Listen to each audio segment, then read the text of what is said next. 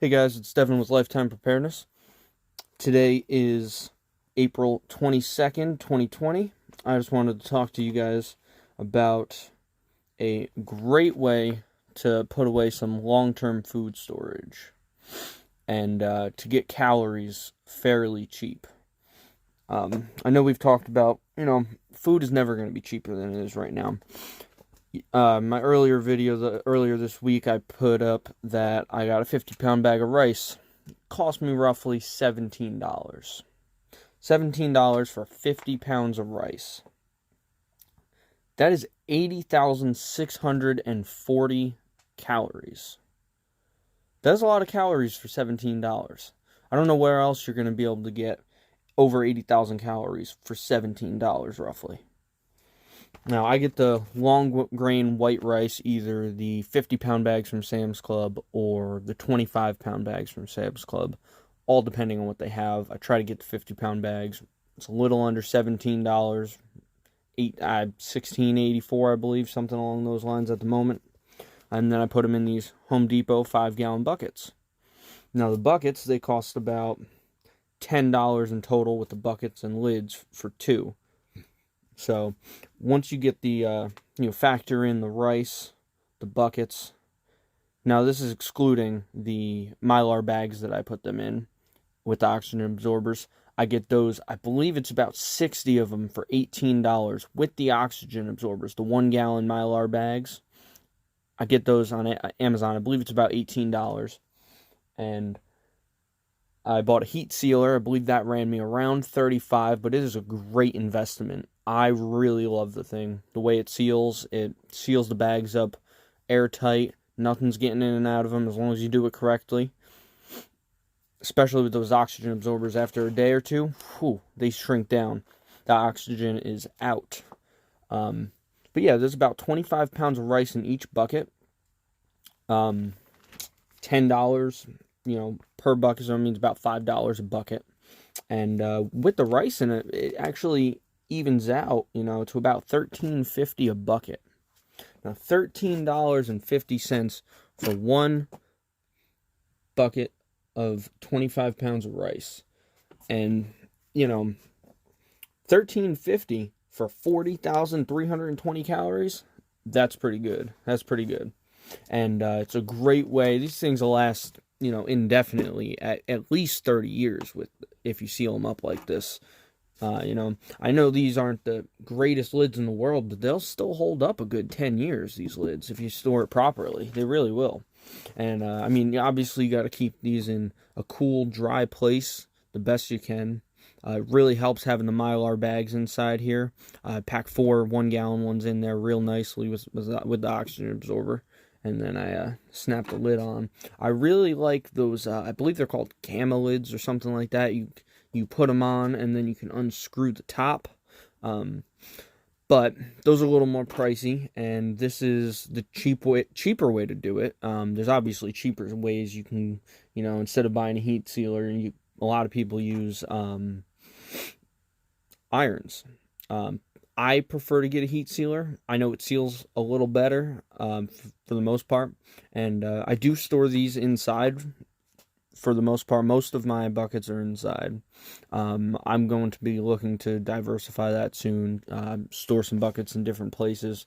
But yeah, this is a great way to store a long-term food storage. It really is. I have a lot of buckets here. Not going to go through and count them because that's a lot of buckets. But, that's a good amount of food, especially if it's just 1 or 2 people and you pack up 5 or 10 of these things. That's a few months worth of food right there. In rice, it's not going to be the greatest tasting thing in the world.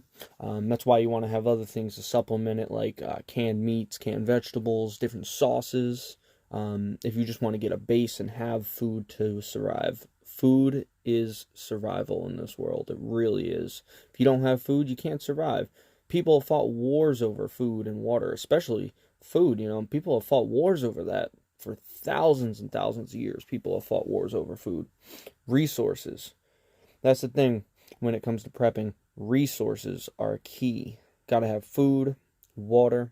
Those are the main ones. Oxygen. But not to get too far off topic.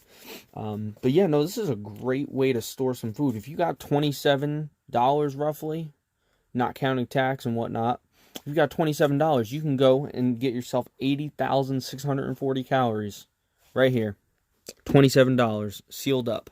Now it's not including the Mylar bags, but that's barely a cost right there, especially if you get the big pack of them like I did, the 60 count. And I actually like the way the I used to pack some away with 5-gallon Mylar bags.